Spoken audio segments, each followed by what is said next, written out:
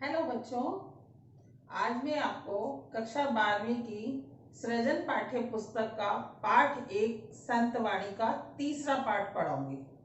तीसरे भाग में आज हम पढ़ेंगे कृपाराम खेड़िया। पहले हम कबीर पढ़ चुके हैं और तुलसी पढ़ चुके हैं। तीसरे नंबर पर जो लेखक आते हैं वो हैं कृपाराम खेड़िया। तो मैं कृपाराम खेड़िया के जीवन परिचय के बारे में आपको बता दूं। डिंगल भाषा के कृपाराम खेड़िया का जो जन्म है वह मारवाड़ के पाली जिले के खराड़ी नामक गांव में 1943 में हुआ था। ये देवी सिंह और लक्ष्मण सिंह सीकर के जो राजा थे उनके राज्याश्रित कवि थे। इनका एक सेवक था जिस सेवक का नाम था राजिया यानी राजा राम, लेकिन वह निसंतान था। तो इन्होंने उसे संसार में प्रसिद्ध करने के लिए अपने जितने भी सोठे लिखे हैं वह सभी राजिया को संबोधित करते हुए लिखे हैं। कृपाराम खेड़िया का जो रचना है वो है राजिया रा सोठा। राजिया रा सोठा में राजस्थानी के पूरे भाव और पूरे राजस्थान का उसमें वर्णन है, भाषा, भाव, लय और वहां के जो वातावरण है, वहां के रीति रिवाज है, वहां की परंपराएं, उन सबका इसमें वर्णन है। तो कृपाराम खेड़िया ने इस दोहों में जो 7 दोहे लिखे हैं, यह दोहे रजिया रा सोठा से लिए गए हैं। इस दोहे में उन्होंने यथार्थ, नीति और आदर्श का समन्वय किया है और जीवन में अच्छे गुणों को अपनाने, बुरे गुणों को त्यागने, मधुर वाणी में बोलने, मस्का लगाने, चमचागिरी करने वालों से दूर रहने, यानी जीवन में आदर्श जो भी होते हैं उन्हें ग्रहण करने के लिए कहा है। तो ये उनके जो दोहे सोठे हैं वो मैं आपको पढ़ा रही हूँ। पहला सोठा है, उपजावे अनुराग कोयल मन हर्षित करे, कड़वो लागे काग रसना रागुण राजिया। यह सोठा कृपाराम खेड़िया डिंगल भाषा के प्रसिद्ध कवि कृपाराम खेड़िया द्वारा रचित रजिया रा सोठा से लिया गया है और इसमें वाणी के महत्व को दर्शाया गया है।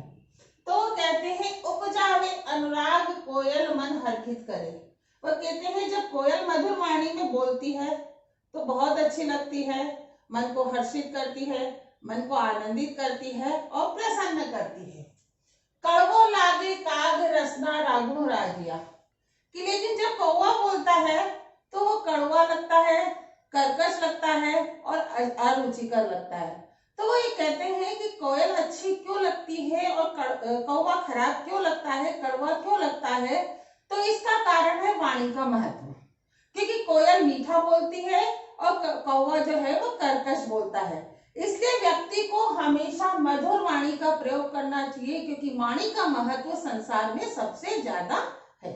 दूसरा दोहा सोठा, काली घड़ी कुरूप कस्तूरी कांटा तुले, शक्कर बड़ी स्वरूप रोड़ा तुले राजिया।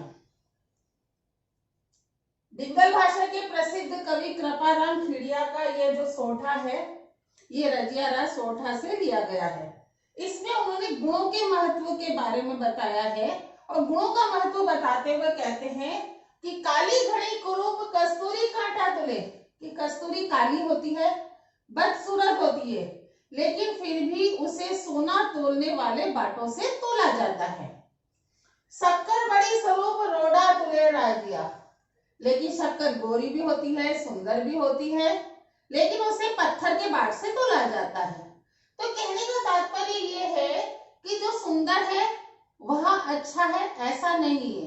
यहाँ उन्होंने गुणों का महत्व दिया है कि कस्तूरी बहुमूल्य है और गुणी है, इसलिए भले वो बदसूरत है लेकिन उसका महत्व है, और शक्कर भले सुंदर है लेकिन गुणों का महत्व न होने के कारण वो पत्थर से तोली जाती है। इसलिए हमें व्यक्ति को संसार में अच्छे गुणों को अपनाना चाहिए और दुर्गुणों को त्याग देना चाहिए।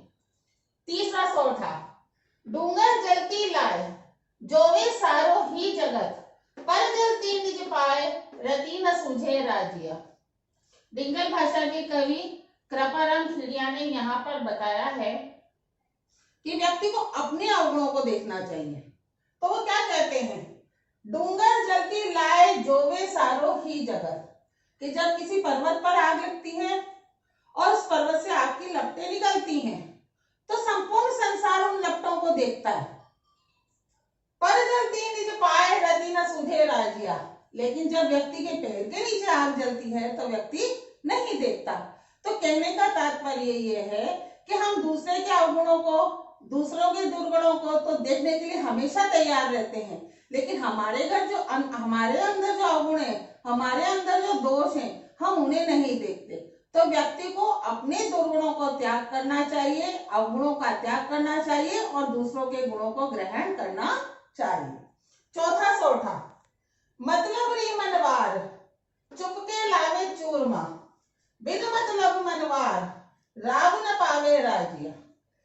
डिंगल भाषा के महाकवि कृपाराम खिड़िया ने इसमें बताया कि व्यक्ति स्वार्थी होता है। स्वार्थी कैसा होता है कि मतलबी इसलिए कि जब अपना जरूरत हो तो सब कुछ करने को तैयार होता है। मतलबी मनवार चुपके लावे चूरमा, कि जब किसी व्यक्ति को किसी की आवश्यकता होती है, किसी की जरूरत होती है, किसी से स्वार्थ होता है, तो वो चुपके चुपके उसको चूरमा ला करके देता है, यानी कि उसको स्वादिष्ट व्यंजन कराता है, स्वादिष्ट भोजन कराता है और उसकी चमचागिरी भी करता है। बिना मतलब मनवार राव न पावे राजिया। तो यहाँ कहते हैं, लेकिन जब किसी से कोई स्वार्थ नहीं होता, किसी स्वार्थ की पूरी नहीं होती, तो बिना आदर सत्कार के उसे वो राबड़ी भी नहीं देता, यानी कि उसे जरा सी भी किसी वस्तु की अगर आवश्यकता हो तो उस व्यक्ति की इतनी सी भी सहायता करने को तैयार नहीं होता। तो यानी कि संसार स्वार्थी है, अपने मतलब के बारे में सोचता है और अपने मतलब के कारण ही दूसरों की सहायता करता है, चमचागिरी करता है। तो यहाँ व्यक्ति को राजिया जी ने बताया है कि हे राजिया, इस संसार में जितने भी लोग जो स्वार्थी हैं और अपना मतलब देखते हैं, उन्हें अपना मतलब न देख करके लोगों के साथ समान व्यवहार करना चाहिए। पांचवा, मुख ऊपर मिटियास घटमा ही खोटा घणे, इसना सो इखलास राखी जे नहीं राजिया। कृपाराम खिड़िया ने राजिया को, अपने सेवक को संबोधित करते हुए सारे दोहे लिखे हैं। तो यहाँ पर उन्होंने ऐसे व्यक्ति से सावधान रहने के लिए बताया है कि जो व्यक्ति आपके सामने चापलूसी करता है, उनसे सावधान रहिए। कैसे? मुख ऊपर मिठियास घटमा ही खोटा गणे, कि जो व्यक्ति आपके सामने मीठा बोलता है, आपकी चमचागिरी करता है, आपको दिखाता है कि आप बहुत अच्छे हो और आपके सामने मीठा बोल बोल के अच्छा बनता है, लेकिन घटमा ही खोटा गणे, लेकिन वो मन में, अपने हृदय में आपके प्रति बुरे विचार रखता है, आपके बारे में बुरा सोचता है और अच्छा नहीं सोचता है, तो इसना सु इखलास राखी जे नहीं राजिया। तो है राजिया, ऐसे व्यक्ति से मित्रता, इखलास मीन्स मित्रता और अपनत्व, तो ऐसे इसना यानी ऐसे व्यक्तियों से मित्रता और अपनत्व नहीं रखना चाहिए, क्योंकि ऐसे व्यक्ति कभी भी धोखा दे सकते हैं। तो यानी कि कहने का मतलब यह है कि जो व्यक्ति झूठ बोलता है, जो सामने चापलूसी करता है और मन में आपके प्रति शत्रुता रखता है, गलत भावना रखता है, ऐसे व्यक्तियों से मित्रता और अपनत्व कभी भी नहीं हो सकता। ऐसे व्यक्ति देख करके सावधानी से ही मित्रता करनी चाहिए। छठा, साचो मित्र सचेत कहो न काम करे किसी, हरिहर जन रे हेत रख कर हाक्यो राजिया। कृपाराम खिड़िया जी ने इस दोहे में राजिया को संबोधित करते हुए कहा है सच्चे मित्र की कैसे पहचान होती है, कि सच्चा मित्र हमेशा सावधान होता है। साचो मित्र सचेत, कि सच्चा मित्र हमेशा सावधान होता है और आपके बारे में हमेशा अच्छा सोचता है, आपके लिए हमेशा अच्छा कार्य करने के लिए तैयार रहता है। कहो ना काम करे किसी, और आपके लिए हर तरीके के, हर वक्त, हर समय कोई भी कार्य हो वो करने के लिए हमेशा तैयार रहता है। वो आपकी मित्रता को ही सब कुछ मानता है। हरिहर जन रे हेत रख कर हाक्यो राजिया, कि वो राजिया को संबोधित करते हुए कि हे राजिया, हरि यानी श्री कृष्ण, अर्जुन यानी अर्जुन, कि श्री कृष्ण ने अर्जुन से मित्रता के कारण रथ कर हाकियो राजिया, कि उन्होंने तो उसका रथ भी हाँका था। जब महाभारत का युद्ध हुआ था तो श्री कृष्ण के जो है वह अर्जुन के सारथी बने थे। तो ये अर्जुन और श्री कृष्ण की मित्रता ही थी। इस मित्रता के कारण ही श्री कृष्ण ने अर्जुन के हाथ को हाँका था। तो यहाँ वो कहते हैं कि ऐसे व्यक्ति से ही मित्रता करनी चाहिए जो हमेशा आपकी सहायता करे, आपके कठिन समय पे आपके काम आए और कभी भी आपके बारे में बुरा ना सोचे। सातवां, हिम्मत किम्मत होए, बिन हिम्मत किम्मत नहीं, करे ना आदर कोय, रद कागज जो राजिया। इस दोहे में कृपाराम जी राजिया को संबोधित करते हुए सोठा बोल रहे हैं कि व्यक्ति में हमेशा हिम्मत होनी चाहिए। हिम्मत किम्मत होए, जिस व्यक्ति में हिम्मत होती है संसार में उसी की कीमत होती है। जिस व्यक्ति में हिम्मत होती है संसार में उसी की कीमत होती है। बिन हिम्मत किम्मत नहीं, कि जो व्यक्ति संसार में हिम्मत नहीं रखता उसको संसार में कोई भी नहीं पूछता।